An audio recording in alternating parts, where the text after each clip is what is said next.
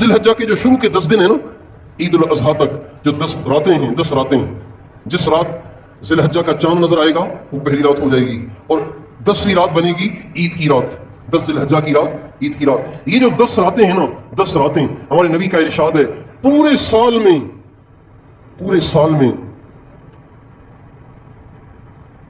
کوئی نیکی کا کام کرنا اللہ کو اتنا پسند نہیں ہے جتنا نیکی کا کام کرنا ان ایام میں اللہ کو پسند ہے۔ ان ایام میں کوئی سی بھی نیکی کرنا اللہ کو اتنی محبوب ہے، اتنی محبوب ہے، اتنی محبوب ہے کہ پورا سال نیکی کا وہ درجہ حاصل نہیں ہوگا جو ان 10 ایام میں حاصل ہوگا۔ صحابہ کرام نے پوچھا ولل جہاد یا رسول اللہ، یا رسول اللہ اللہ کے راستے میں جہاد کرنا بھی؟ فرمایا نہیں، اللہ کے راستے میں جہاد بھی اگر ان 10 دنوں کے علاوہ اور دنوں میں کیا ہے تو اس دن کی نیکی کے برابر وہ جہاد بھی نہیں ہو سکتا۔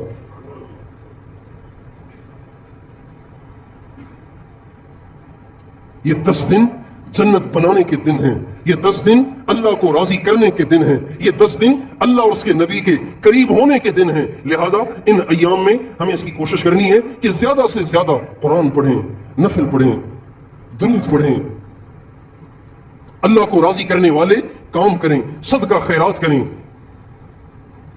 اللہ توفیق دے ان 10 دنوں میں ایک سے روزہ اللہ کے راستے میں لگائیں۔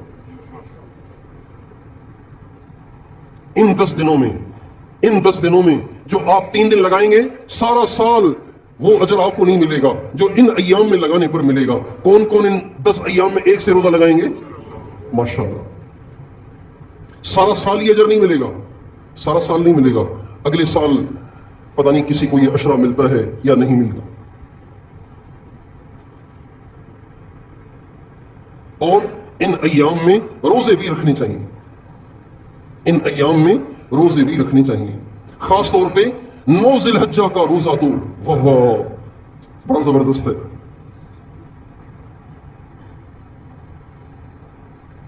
اگلے سال کے گناہ بھی معاف، پچھلے سال کے گناہ بھی معاف 9 ذی الحجہ کے روزے کے۔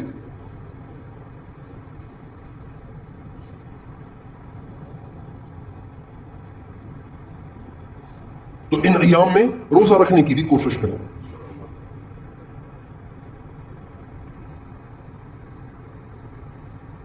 اور جب ذی الحجہ کا چاند نظر آ جائے تو پھر اپنے بال اور ناخن نہیں کاٹنے چاہیے عید الاضحیٰ تک، خاص طور پر جو لوگ قربانی کریں گے ان کو نہیں کاٹنے چاہیے۔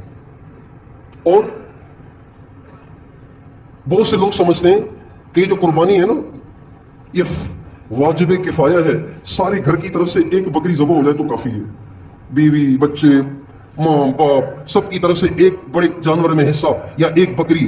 نہیں بھائی ایسے نہیں ہے، ہر آدمی کی طرف سے الگ قربانی ہے، بیوی پر قربانی الگ ہے، خاوند پہ قربانی الگ ہے، اگر بیوی کے پاس تھوڑا سا زیور بھی ہے نا اس پہ بھی قربانی لازمی ہے۔ جس شخص کے پاس 80,000 روپے کیش یا اس کا سامان ہے اس کو قربانی کرنی ہے۔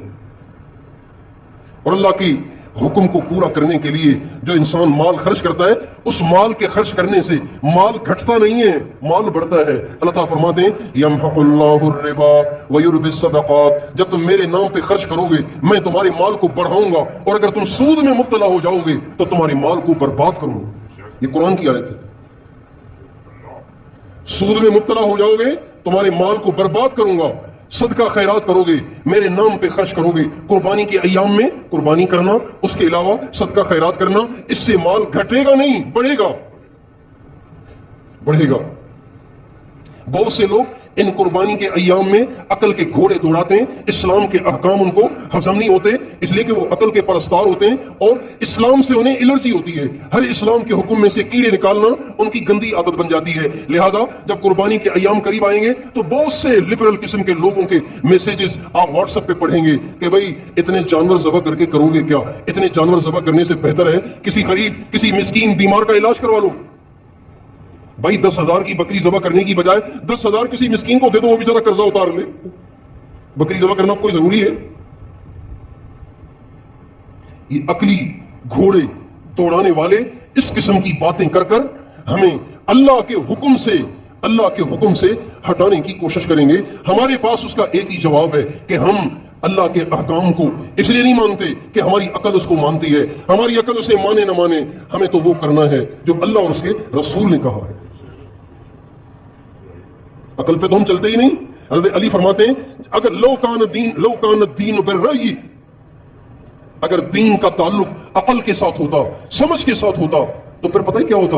اگر دین کا تعلق عقل کے ساتھ ہوتا تو یہ جو چمڑے کے موزے پہنتے ہیں نا، چمڑے کے موزے، وضو کر کے موزے پہن لیتے ہیں، پھر وضو ٹوٹ جائے تو سارا وضو کر کے پاؤں نہیں دھوتے، پاؤں کے اوپر مسح کر لیتے ہیں اور مسح کرتے ہیں موزوں کے اوپر۔ تو حضرت علی فرماتے ہیں اگر دین کا تعلق عقل کے ساتھ ہوتا تو موزے کے اوپر نہیں، موزے کے نیچے مسح ہونا چاہیے، اس لیے کہ میلا حصہ تو نیچے کا ہوتا ہے، اوپر کا تھوڑی ہوتا ہے۔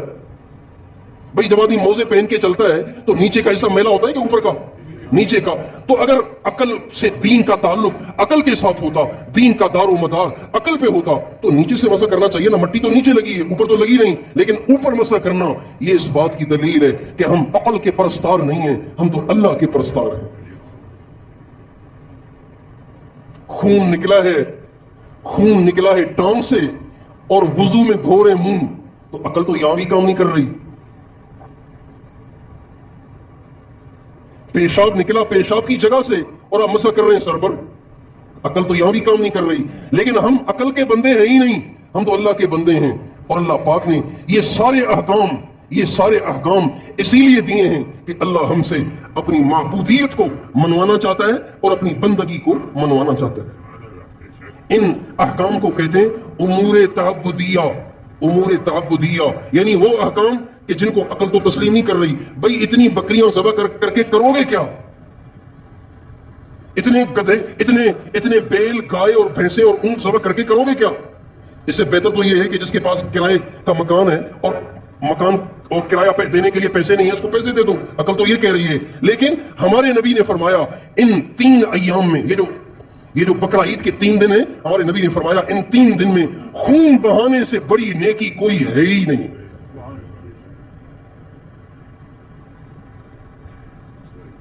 خون بہانے سے بڑی کوئی نیکی نہیں۔ آپ 10,000 بے گھروں کو گھر بنوا کر دے دیں، یہ نیکی چھوٹی ہے، خون بہانا اس سے بڑی نیکی ہے۔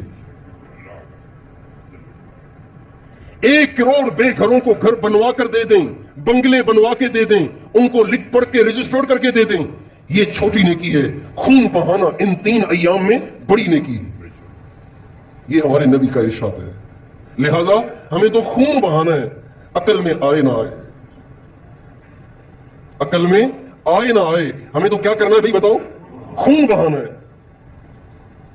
یعنی جانور قربان کرنا ہے جس کے ذمہ قربانی ہے۔ اور قربانی کے فضائل تو اتنے ہیں، قربانی کے فضائل تو ایسے ہیں کہ جس پر قربانی نہیں ہے نا اس کو بھی کرنی چاہیے۔ سچی بات تو یہ ہے۔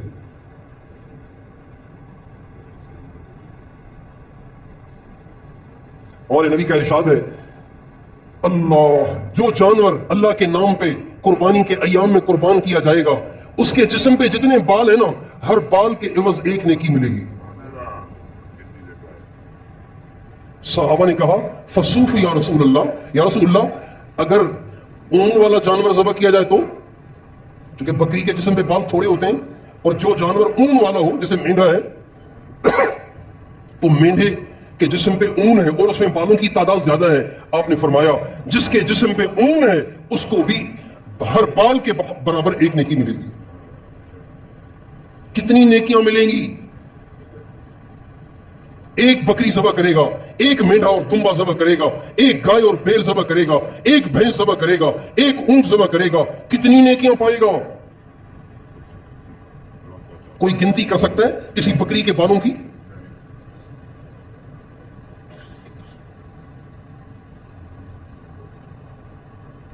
جو غریب ہیں وہ بھی کوشش کریں، کر لیں۔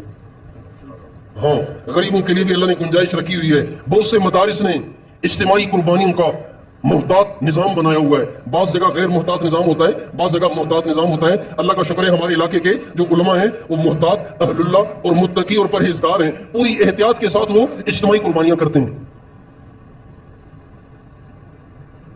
تو ان میں بھی قربانیوں کی مختلف کیٹیگریاں رکھی ہوئی ہیں۔ بھائی بڑے جانور میں حصہ اچھا جانور اس کے حصے کی قیمت زیادہ ہے، اس سے ذرا نچلے درجے کا جانور اس کے حصے کی قیمت اس سے بھی کم ہے، اور ایسا جانور کہ جس کا حصہ آپ لینا نہیں چاہتے، آپ کہتے ہیں وہ مسافر کھا لیں، مدرسے والے کھا لیں، اس کی اور بھی کم قیمت ہے۔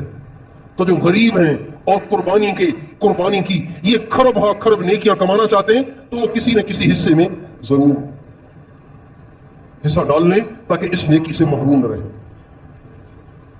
اللہ تعالیٰ کے فضل سے ہمارے بعض جاننے والے ایسے ہیں کہ جن پر قربانی لازم نہیں ہے، غریب ہیں، قربانی لازمی نہیں ہے، لیکن وہ ہر سال قربانی کرتے ہیں، ہر سال قربانی کرتے ہیں۔ جب ان سے پوچھا گیا تو کہنے لگے اپنی طرف سے تو قربانی کرنا میرے اوپر لازم نہیں ہے، لیکن میں ہر سال قربانی کرتا ضرور ہوں۔ تو کیوں؟ کہ بھی حضور کی طرف سے کرتا ہوں۔ کس کی طرف سے کرتا ہوں؟ حضور کی طرف سے کرتا ہوں، کیونکہ حضور نے علیہ الصلوۃ والسلام نے حجۃ الوداع کے موقع پر جب قربانیاں کی تھیں تو 2 جانور ذبح کرتے ہوئے آپ نے فرمایا تھا، اے اللہ یہ جانور تو اپنی طرف سے ہوئے، یہ جانور میں اپنی امت کی طرف سے ذبح کرتا ہوں۔ ہمارے نبی نے ہماری طرف سے جانور ذبح کیا ہے۔ اب جو مسلمان ساری زندگی قربانی نہ کر سکا، گنجائش ہی نہیں، وہ بھی کل قیامت کے دن قربانی والے اجر سے محروم نہیں ہوگا، اس لیے کہ حضور نے تو کی ہے نا۔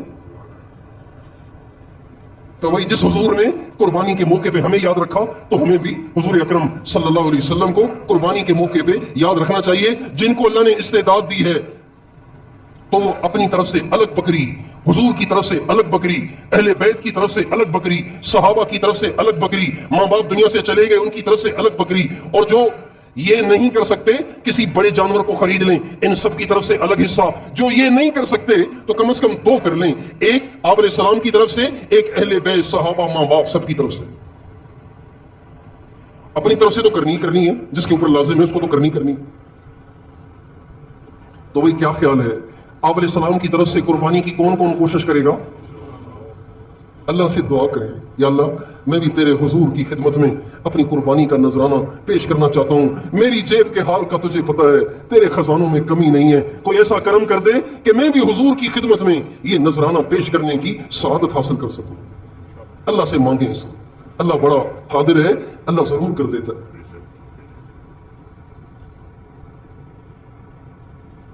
ایک اللہ والے تھے، عید الاضحیٰ کا دن تھا، عید پڑھ کے جب نکلے تو دیکھا ہر طرف خون ہی خون بہ رہا ہے، ہر طرف خون ہی خون بہ رہا ہے۔ جانور ذبح کر رہے تھے لوگ، تو آسمان کی طرف نگاہ اٹھا کے کہنے لگے، اے اللہ، اے اللہ، کوئی بکری کو ذبح کر کے آج تیرا قرب حاصل کر رہا ہے، کوئی دمبے کو ذبح کر کے آج تیرا قرب حاصل کر رہا ہے، کوئی گائے بیل کو ذبح کر کے آج تیرا قرب حاصل کر رہا ہے، اے اللہ کوئی اونٹ کو نہر کر کے آج تیرا قرب حاصل کر رہا ہے۔ اے اللہ میرے حال کا تجھے پتہ ہے، میرے پاس اپنی گردن اپنی جان کے سوا کچھ نہیں ہے، یہ کہہ کر دھڑام سے گرے اور فوت ہو گئے، اپنی جان کو قربان کر دیا۔ اللہ کی محبت۔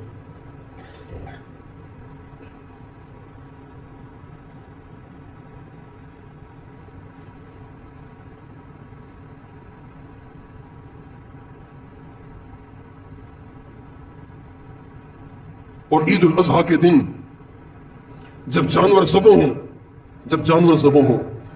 تو ان کو ذبح ہوتے وقت دیکھ کے یہ ضرور سوچیں کہ یا اللہ تیرے ایک حکم پہ ان جانوروں نے اپنی گردنیں کسائیوں کے حوالے کر دیں، میں تو تیری 5 وقت نماز بھی نہ نبھا سکا، مجھے معاف کر دے۔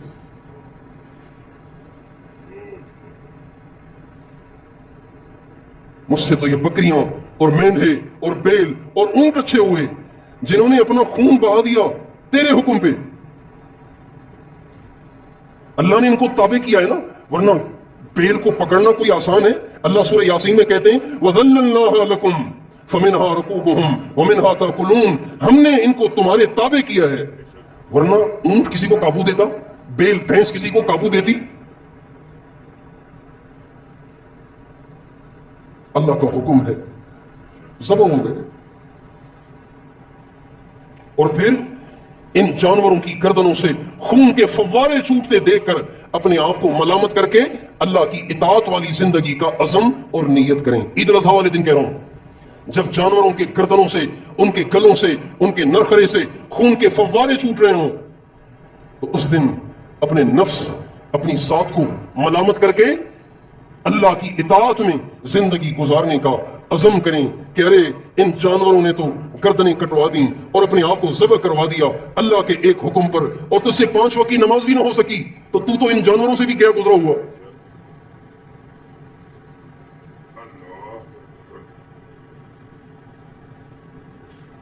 ہائے میرے رب، میں تو اس بکری جیسا بھی نہ ہوا کہ یہ تیری محبت میں قربان ہو گئی، اور میں نے فجر میں اٹھ کے تیرے سامنے اپنی گردن کو کٹوانا کیا، جھکا بھی نہ سکا۔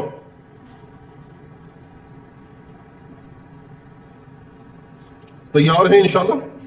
اللہ تعالیٰ مجھے اور آپ کو توفیق عطا فرمائے۔